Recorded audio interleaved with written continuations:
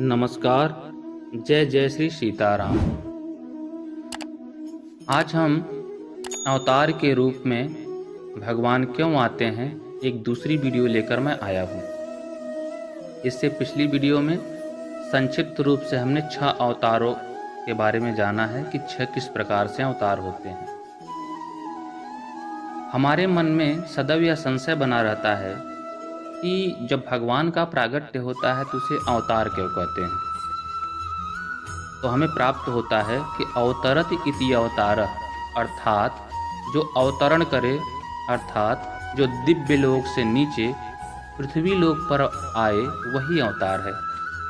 पुराणों में अवतार के प्रकारों के विषय में भी एक बृहद वर्णन दिया गया है, परंतु आज हम कुछ अवतारों की चर्चा करेंगे, अर्थात अवतार के जो प्रकार हैं उसकी चर्चा करेंगे। आइए जानते हैं कि भगवान के कौन कौन से अवतार किस किस अवतार की श्रेणी में आते हैं। सर्वप्रथम पुरुष अवतार। जब परमात्मा मनुष्य के रूप में इस धराधाम पे आते हैं किसी विशेष प्रयोजन के लिए, तब उसे हम पुरुष अवतार के नाम से जानते हैं। हालांकि यह सर्वाधिक भगवान श्री हरि विष्णु के लिए ही प्रयोग होता है।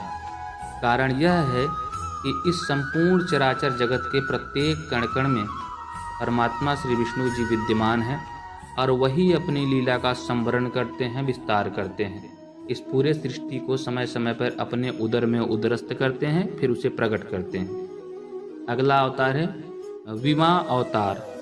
जब भगवान स्वयं आते हैं तो विमा अवतार कहलाता है। यह 2 प्रकार का होता है। एक साक्षात अवतार, ये ईश्वर का साक्षात रूप होता है, अर्थात ईश्वर अपनी संपूर्ण क्षमताओं, संपूर्ण ऊर्जा शक्ति के साथ इस संसार में अवतरित होते हैं। दूसरा होता है इसी में आवेश अवतार। आवेश अवतार में भी शक्तियाँ तो परमात्मा की रहती हैं, किंतु उतनी स्पष्ट रूप से न तो दृष्टिगोचर होती है न तो प्रयुक्त होती है। इसी कारण से इसे आवेश अवतार कहा गया है। इसके अलावा आवेश अवतार के भी विभाग आगे किए गए हैं, शक्ति आवेश और रूप आवेश। शक्ति आवेश में क्या होता है, केवल ईश्वर की शक्ति आती है, अर्थात जो उनकी ऊर्जा है वह स्वयं आकर कुछ कार्य संपादित कर देती है। लेकिन जो रूप आवेश है, रूप आवेश में परमात्मा किसी स्वरूप को धारण करते हैं, अर्थात जो 84 लाख योनियां हैं उसमें से किसी एक योनि में भगवान कोई सा एक स्वरूप निज इच्छा निर्मितम, अपनी इच्छा से निर्मित करके किसी स्वरूप में आ जाते हैं, किसी भी प्राणी के स्वरूप में। उसके बाद आता है अंशावतार। कुछ लोग इसे कला अवतार भी कहते हैं। पृथ्वी पे भगवान अधिकतम 16 कलाओं के साथ अवतरित हो सकते हैं, जो कि पूर्ण ब्रह्म भगवान श्री कृष्णचंद्र जी द्वापर युग में पूर्ण कलाओं के साथ अवतरित हुए हैं। लेकिन ये अन्य युगों में भी 1 से 16 कलाओं के साथ अवतरित होते हैं। इसी कारण से किसी में 1 कला के साथ, किसी में 4 कला के साथ, किसी में 6 कला के साथ, इसीलिए अलग अलग कलाओं के साथ अवतरित होने के कारण इसे अंशावतार कहते हैं। इसके बाद आता है पूर्णावतार। जब परम ब्रह्म परमेश्वर पूरी तरह से 16 कलाओं के साथ इस धराधाम पे आते हैं तब उसे पूर्णावतार कहा जाता है। दशावतारों में अगर हम बात करें तो मात्र और मात्र भगवान श्री कृष्ण ही एक ऐसे हैं जो कि 16 कलाओं के साथ इस संसार में अवतरित हुए हैं, अर्थात भगवान श्री कृष्ण ही पूर्ण ब्रह्म है। इसी कारण से उनके इस अवतार को पूर्णावतार के नाम से भी जाना जाता है। और इसीलिए ऐसी मान्यता है कि भगवान विष्णु ही चराचर जगत के स्वामी हैं, तो जो उनकी ऊर्जा का स्तर है वही ऊर्जा का स्तर भगवान श्री कृष्ण का है। कुछ लोग तो कहते हैं कृष्ण तो भगवान स्वयं है, अर्थात जो ब्रह्म है, जो वह शक्ति है इस संसार को चलाने वाली, निर्गुण निराकार अव्यक्त, ऐसी शक्ति ही भगवान श्री कृष्ण है। इसके बाद आता है विभूति अवतार। जब कोई अवतार एक कला से भी कम हो तो उसे विभूति अवतार कहा जाता है। इसके बाद हम जानेंगे चतुर्व्यूह अवतार। यह एक विशेष प्रकार का अवतार होता है जो कि बार बार नहीं होता है। इसमें भगवान अपने अलग अलग अंश से एक ही कालखंड में 4 अलग अलग रूपों में अवतरित होते हैं, जो कि एक साथ मिलकर किसी विशेष उद्देश्य की पूर्ति करते हैं, प्राप्ति करते हैं। जैसे कि भगवान श्री रामचंद्र जी त्रेता युग में 4 भाइयों के साथ अवतरित हुए, जिसमें श्री रामचंद्र जी, श्री भरतलाल जी, श्री लक्ष्मण लाल जी, श्री शत्रुघ्न लाल जी। ये रामावतार के चतुर्व्यूह रूप है। उसी प्रकार से जब हम द्वापर युग में देखते हैं तो भगवान श्री कृष्ण जी, भगवान श्री बलराम जी, श्री प्रद्युम्न जी एवं श्री अनिरुद्ध जी कृष्णावतार के ये चतुर्व्यूह रूप हैं भगवान के। आगे हम देखते हैं गुण अवतार। ये गुणों पे आधारित होते हैं। जैसे भगवान विष्णु का क्या गुण है? यह सत्वगुण प्रधान है। भगवान ब्रह्मा का यह रजगुण प्रधान है एवं भगवान शंकर का यह तमोगुण का प्रतिनिधित्व करता है। उसी प्रकार विभिन्न अवतार भी अलग अलग गुण से परिपूर्ण होते हैं। जैसे दशावतार में भगवान श्री रामचंद्र जी सत्वगुण प्रधान है, तो वहीं पे श्री कृष्ण जी रजोगुण प्रधान है एवं परशुराम जी तमोगुण का प्रतिनिधित्व करते हैं। तो जब ये सत्य रज तम ये 3 गुण के प्रतिनिधित्व किए जाते हैं तो इनको गुण अवतार कहा जाता है। इसके बाद एक अवतार की और चर्चा होती है, कल्पावतार। ये अवतार किसी कल्प में एक बार ही होते हैं। कल्प जो है समय को नापने की एक इकाई है। जैसे वर्ष है, मास है, दिवस है, ऐसे कल्प होते हैं, युग होते हैं। तो जो कल्प होता है उस एक कल्प में एक ही बार अवतार जो हो उसे कल्पावतार कहते हैं। जैसे मत्स्य से लेकर कृष्ण तक श्री हरि के 9 अवतार कल्पावतार हैं, अर्थात ये एक कल्प में केवल एक ही बार अवतरित हुए हैं।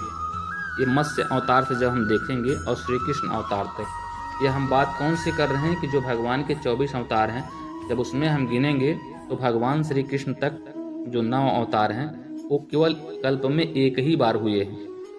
उसके बाद एक और अवतार की चर्चा आती है, मनवंतरा अवतार। जब परमात्मा एक मनवंतर में एक ही बार अवतरित होते हैं तो यह मनवंतरा अवतार कहलाता है। ये मनवंतर भी समय को नापने की एक इकाई है और इसमें परमपिता ब्रह्मा के रूप में भगवान आते हैं। अर्थात एक कल्प में ब्रह्मा के 14 मनवंतरा अवतार होते हैं। एक कल्प जब बीतता है तो उसमें 14 मनु होते हैं, तो ब्रह्मा जी का एक जीवन काल उसमें बीत जाता है। तो इसीलिए मनवंतरा अवतार जब होता है तो कल्प में एक बार ही होता है। उसी एक कल्प में ब्रह्मा जी के 14 अवतार हो जाते हैं, जिन्हें हम आम भाषा में मनु भी कहते हैं, मनवंतरों को। उसके बाद आता है युगा अवतार या युग अवतार। जब भगवान हर युग में अवतरित होते हैं तो उसे युगा अवतार कहते हैं। इसमें भगवान के 10 अवतार माने जाते हैं। अर्थात एक युग में भगवान एक ही बार आते हैं और एक कल्प में 1000 बार अवतरित होते हैं। तो युगा अवतार में 10 अवतार को अनुभव किया जाता है। इसके बाद एक और अवतार आता है लीला अवतार। लीला अवतार कौन कौन से हैं कि जब भगवान तरह तरह स्वरूप धारण करके अपनी लीला को प्रकट करते हैं इस संसार में, उसे लीला अवतार कहते हैं। जैसे भगवान के जो 24 अवतार हैं उसमें से बहुत सारे लीला अवतार हैं। उदाहरण के लिए अगर हम जाने तो सनकादि ऋषि, वराह, नारद, हंस, नर नारायण, कपिल, दत्तात्रेय, यज्ञ, ऋषभदेव, पृथु, मत्स्य, कूर्म, धनवंतरी, मोहिनी, हयग्रीव, नृसिंह, वामन, गजेंद्र, परशुराम, वेदव्यास, राम, कृष्ण, वेंकटेश्वर एवं कल्कि इत्यादि। ये सब अलग अलग लीला को प्रकट करने के लिए भगवान जो अवतार लेते हैं उसे लीला अवतार कहा जाता है। एक और अवतार है भगवान का, उसे कहते हैं अर्चा अवतार।